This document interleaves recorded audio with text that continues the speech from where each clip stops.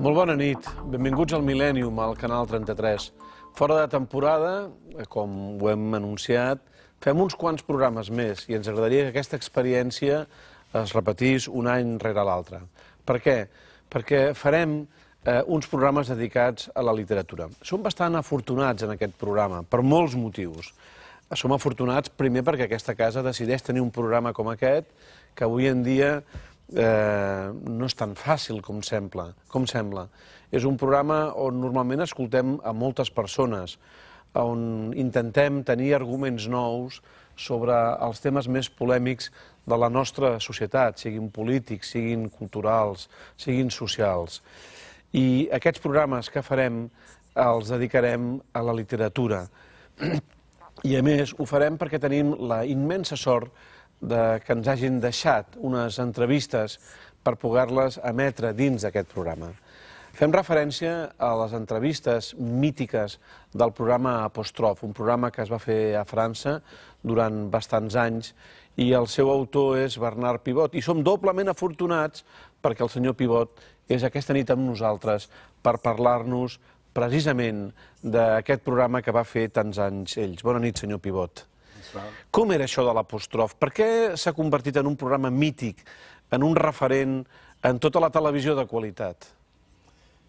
Parce que je crois que les émissions littéraires étaient très rares, sont rares encore sur les chaînes de télévision, parce qu'elle était sur une télévision française, et on sait qu'en France, on a toujours accordé beaucoup d'importance aux écrivains. Toute l'histoire de la France est jalonnée d'histoires extraordinaires, de Voltaire, Victor Hugo, Malraux, tout ça, d'écrivains qui ont une grande importance. Donc les émissions littéraires ont encore un peu une notoriété qu'on ne trouve pas dans d'autres pays.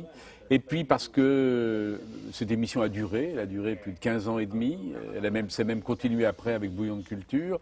Donc, et puis je suis arrivé à un moment peut-être idéal, parce que la télévision était encore assez culturelle pour présenter, assez hardie pour présenter à 21h30 des émissions comme celles que vous allez voir, et elle n'était pas devenue aussi commerciale, comment dire, où il y a tant de canaux qui font que chaque fois on ne sait plus que choisir, on ne sait pas s'il y a tellement d'offres qu'on ne sait pas sur quel bouton appuyer. Donc je crois que je suis arrivé au bon moment. Puis il y avait encore de grands écrivains, il y en a peut-être moins aujourd'hui, donc voilà, j'ai eu de la chance. També és un altre afortunat, però és un altre afortunat perquè, a més, pel seu programa han passat gairebé tots els grans, en principi, escriptors, en el cas d'Apòstrof, però després a Bouillon de culture, no tan sols escriptors, sinó que han passat, diguem-ne, persones del món de la cultura. Du cinema, del cinema, del teatre, etc. Digui'm vostè, de tots aquests personatges que ha tingut en el seu programa, quin és el que s'ha quedat més amb ell i a qui li agradaria haver tingut i no tingut? Alors, celui qui m'a laissé l'impression la plus formidable, c'est évidemment Alexandre Solzhenitsyn, puisque j'ai fait 4 émissions avec lui, 2 en France, une aux États-Unis et une en Russie, à son retour, à Moscou. C'est donc pour moi, il a ponctué toutes mes émissions au cours des 28 années d'émissions littéraires que j'ai faites.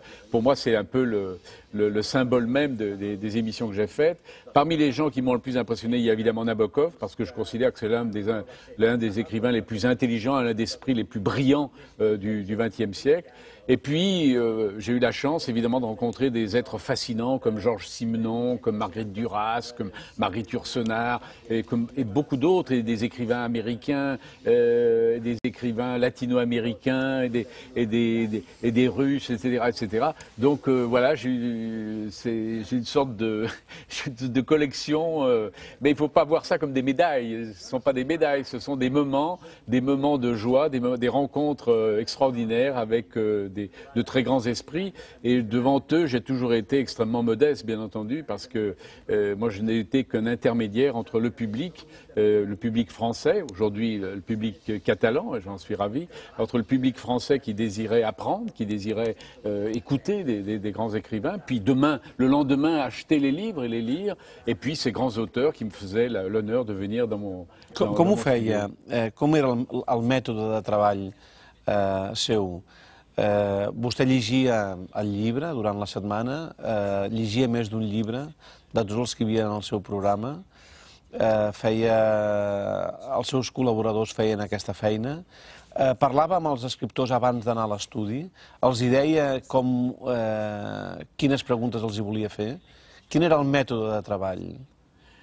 Alors, jamais de rencontre avec les écrivains avant, même pas au téléphone, je les avais même pas au téléphone, ils arrivaient, on disait bonjour et on faisait l'émission.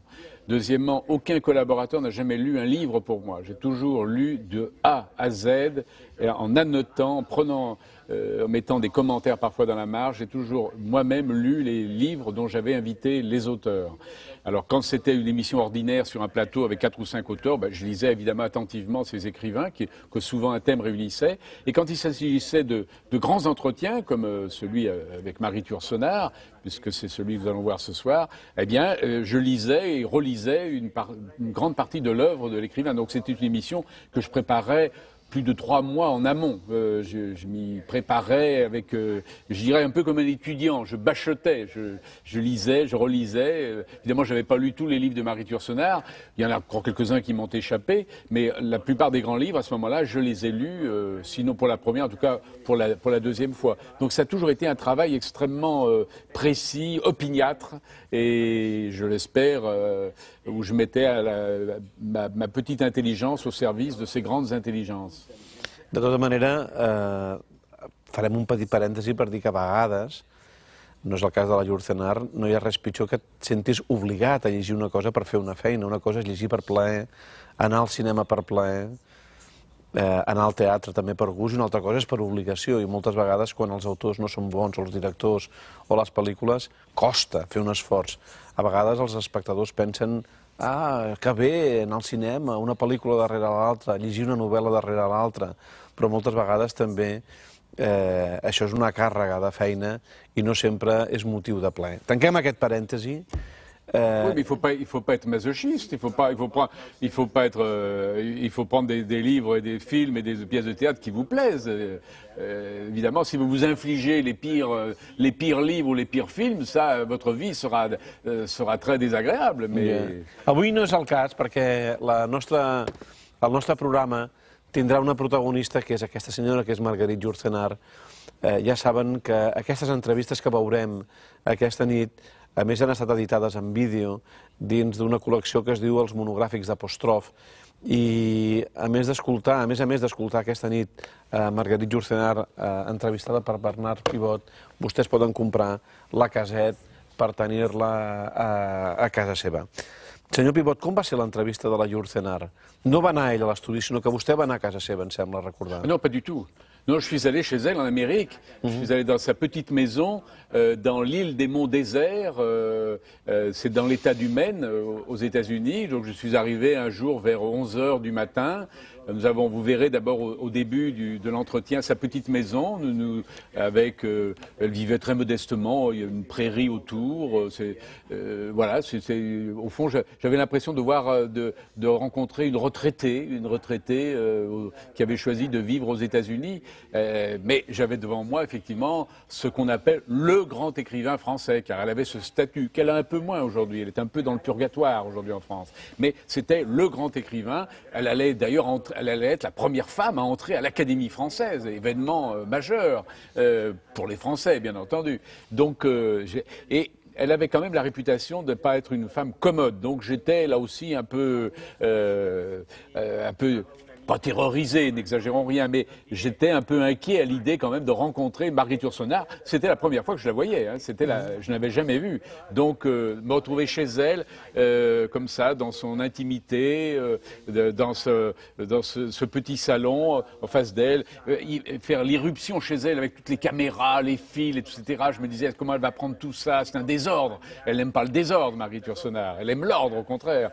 Eh bien, elle a été admirable. Elle a été vraiment très gentille, très très agréable, très courtoise et puis évidemment extrêmement intelligente parce qu'elle avait cette culture que tout le monde lui reconnaissait. Et je pense que j'ai essayé de tirer la quintessence en 1h15, à peu près 1h15 de ce qu'elle avait envie de dire, de ce qu'elle avait envie de faire passer, de la manière dont elle concevait la littérature. C'était une femme exigeante et on va voir d'ailleurs au cours de cet entretien que même devant une caméra de télévision, elle reste une femme exigeante. És curiós perquè Memòries d'Adrià, Espanya va tenir una espècie d'empenta especial, no per un prescriptor com vostè o per uns periodistes, sinó perquè el president del govern d'aquella època, que era Felipe González, va dir que el tenia sobre la tauleta de nit i que era un dels seus llibres de capçalera. Si jo no recordo malament, Felipe González va estar al seu programa també parlant sobre la seva visió del món de la cultura. Com va ser aquesta missió? Com va anar? J'aimais bien beaucoup faire venir des grands hommes politiques et leur faire parler non pas de politique, bien entendu, mais de littérature.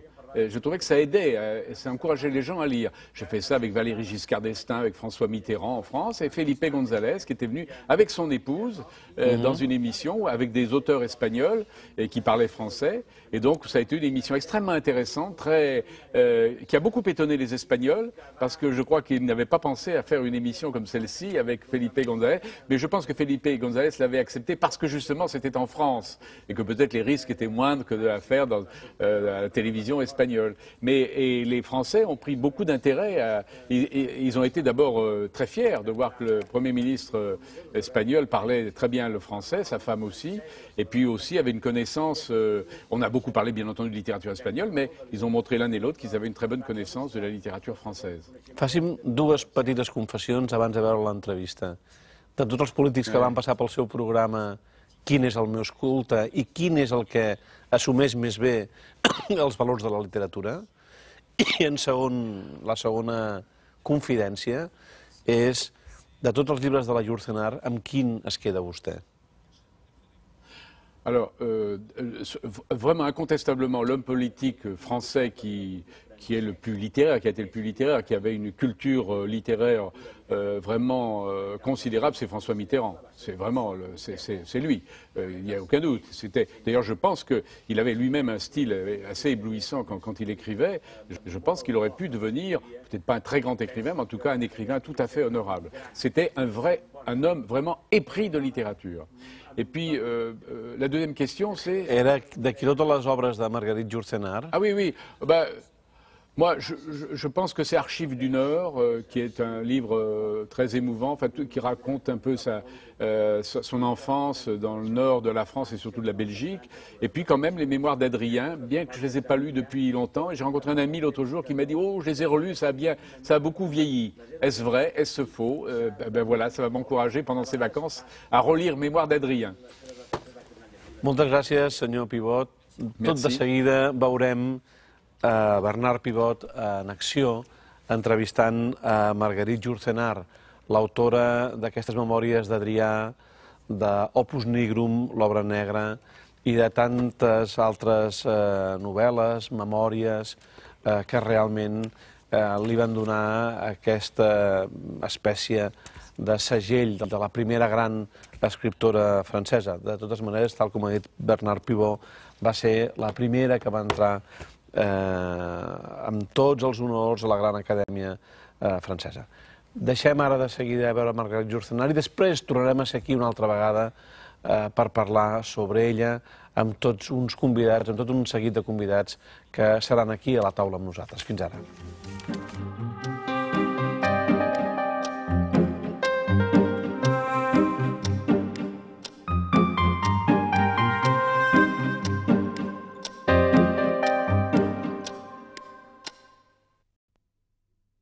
Et il dit à un moment, enfant, j'ai désiré la gloire. Oui. Est-ce que vous, enfant, vous avez désiré... Enfant, j'ai désiré la gloire, en effet.